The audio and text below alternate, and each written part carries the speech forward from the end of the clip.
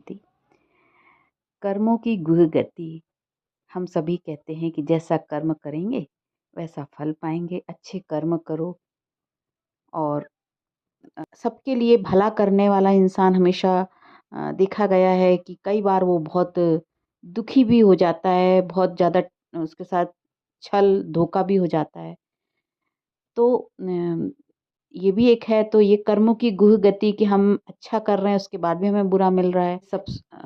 हम जानते हैं कि जैसा कर्म करोगे वैसा फल मिलेगा, जो किया वो एक दिन वापस लौट के आएगा। ये सारी जो बातें हैं हम सभी सुनते आए हैं, है ना। तो परमात्मा कहते हैं कि ये जो कर्म है, ये जो तुमने पिछले कई जन्मों से ये कर्म जो भी किए हैं, देह अभिमान में आके कर्म किए हैं, माने अपने को म, मन समझ के ये कर्म किए हैं, शरीर समझ के ये कर्म किया। अपने को हमने जब शरीर समझा, देह अभिमान में हम रहे, है ना, अपने मन के वश में रह के कर्म किए, तो हम के कर्म करते हैं तो काम क्रोध लोभ मोह अहंकार इसके वश में रह के कर्म करते हैं।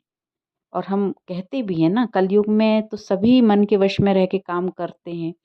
तो क्या कहते हैं, देह अभिमान में रह के जब कर्म करते हैं तो कहते हैं काम तो स्वाभाविक है, काम विकार तो स्वाभाविक है ना, बिना इसके तो काम ही नहीं चलता है। और क्रोध तो जरूरी है, लोभ से तो हमारी ज़रूरतें पूरी होंगी, है ना, लोभ करना बहुत ज़रूरी है। मोह तो लोग ज़्यादातर बोल भी देते हैं कि इसको तो बिल्कुल भी मोह नहीं है, ये तो बड़ा निष्ठुर है ना। तो मोह करना कितना ज़रूरी है ये मान लिया जाता है। और अहंकार, मेरे पास ये, मेरे पास ये मैं वो, तो ये जो देह भान और देह अभिमान है ना, परमात्मा कहते हैं यही विकार है। तो ये देह अभिमान देह भान के कारण ये विकार जो काम क्रोध लोभ मोह अहंकार, फिर इससे पैदा होती है ईर्ष्या राग द्वेष आलस्य वासना, ये सारी चीज़ें। जैसे होता ना, ये भी मिल जाए ये भी मिल जाए, कभी भी कोई चीज़ प्राप्त हो गई तो ऐसा लगता है अब इससे और ज़्यादा मिल जाए हमको। तो ये जो भूख है ये कभी ख़त्म ही नहीं हो रही है। तो ये सब क्या है, ये मन के वश में रह के शरीर के भान में, शरीर के अभिमान में, देह भान में हम जो कर्म कर रहे हैं, तो परमात्मा कहते हैं ये जो कर्म करते हो तो इसका फल तो मिलता ही है। और हमने जन्म जन्म ये सारे कर्म देह अभिमान में ही रह के किए हैं, है ना। तो परमात्मा कहते हैं तुमने देह अभिमान में रह के जो कर्म किए हैं उसका फल तो मिलेगा ही। लेकिन फिर परमात्मा तो है रहम दिल, बहुत दयालु। तो परमात्मा कहता है बच्चे, तुम मेरे बच्चे हो, ये स्मृति तुमको मैं दिलाता हूँ। परमात्मा जब बच्चों पे रहम करते हैं, मनुष्य आत्माओं पर रहम करते हैं और कहते बच्चे तुम अपने को आत्मा समझो, तुम मेरी संतान हो, अपनी जो तुम्हारा अपना पहचान है, तुम आत्मा हो, तुम शरीर नहीं हो, तुम मन नहीं हो, तुम अपने आप को आत्मा जानो, तुम एक लाइट हो, तुम एक दिव्य शक्ति हो। जब हम अपने आप को इस स्वरूप में जानेंगे तो फिर परमात्मा कहते हैं तुम मेरी संतान होके उम, ऐसे दुखी होते हो तो मुझे अच्छा नहीं लगता। तो परमात्मा तो रहम दिल है ना, दयालु है। हम कहते भी है ना वो कृपालु है, वो दयालु है। तो वो कृपा दया कैसे करेगा जब हम उसकी बात मानेंगे। तो परमात्मा कहते ये देह अभिमान में रह के, देह भान में रह के तुमने जो अपनी दुर्दशा की है और कर्मों का इतना हिसाब किताब बनाया है, कई जन्मों से बनाया है, अज्ञानता में इस कर्मों को कितना बुरा करा है तुमने, तो उसका फल तो तुमको सामने भोगना पड़ेगा। और मानसिक तनाव के रूप में, शारीरिक भोगना के रूप में, छल कपट आपके साथ होगा, धोखाधड़ी होगी। ये सब चीज़ें जो होंगी वो किस लिए होती हैं, क्योंकि हमने कई जन्म ये सारे कर्म जो किए हैं उसका फल हमें मिलता है। तो परमात्मा कहते हैं कि अब समय आया है अपने को जानो कि तुम कौन हो, तुम आत्मा हो। तो जब हम शरीर भान में हैं तो हमें कर्मों का फल भोगने में बहुत ही कष्ट होगा।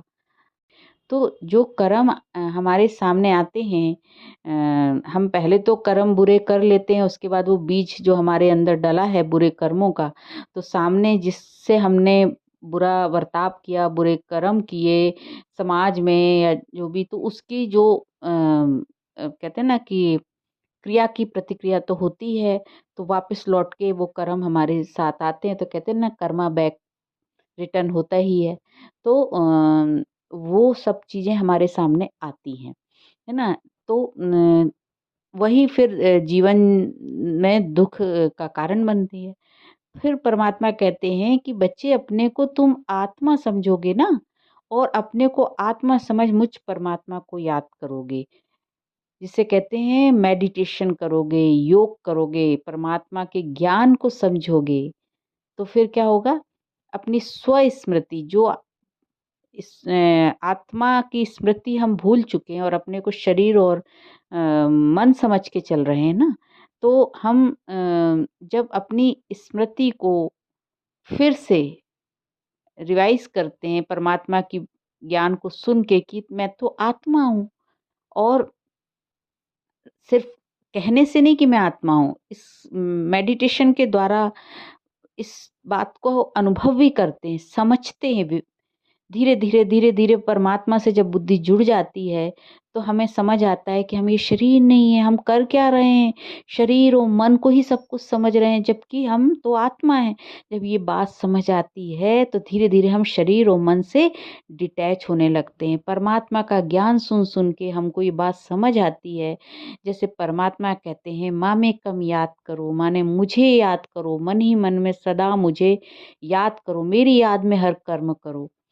जो कर्म हो गए अज्ञानता में, जो जब मेरी याद में नहीं थे, और जो कर्म तुमने किए देह अभिमान में, वो तो हो गया।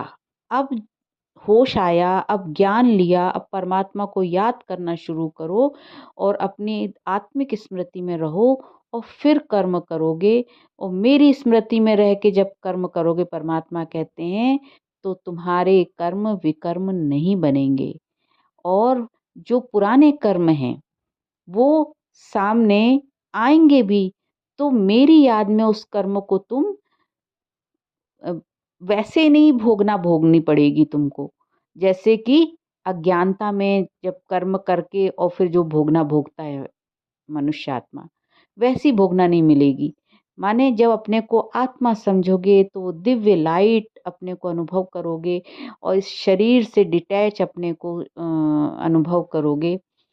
इसका अभ्यास करते चलोगे और व्यर्थ से अपने आप को मुक्त करते चलोगे, सर्व बंधनों से मुक्त करते चलोगे, परहेज जिसे कहते हैं ना कि परहेज करते चलोगे हर उन चीज़ों से जो आपकी आत्मिक कल्याण में, आत्मिक उन्नति में बाधा है, और आत्मिक स्मृति में टिकते रहोगे और परमात्मा की याद में रहोगे।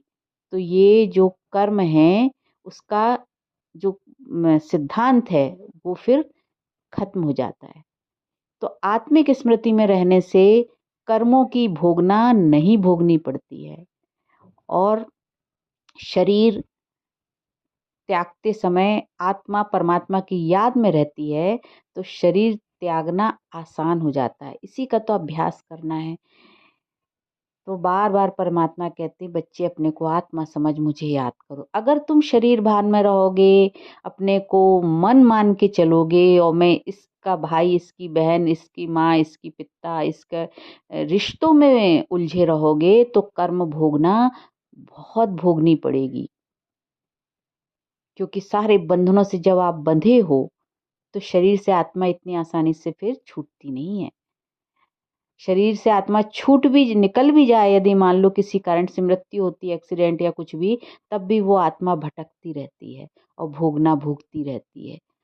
तो परमात्मा तो कहते हैं कि बच्चे, इन सारे बंधनों से मुक्त हो जाओ और मेरी याद में सदा रहो।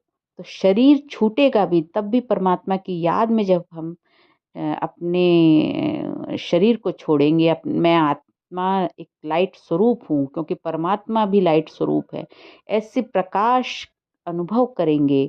हर वक्त मेडिटेशन से ये अभ्यास करते करते हम अपने हायर कॉन्शियसनेस में टिक जाएंगे, तो फिर हम कर्म का जो ये सिद्धांत है, इससे अलग हो जाएँगे और हम कर्म बंधनों से मुक्त हो जाएँगे। ओम शांति।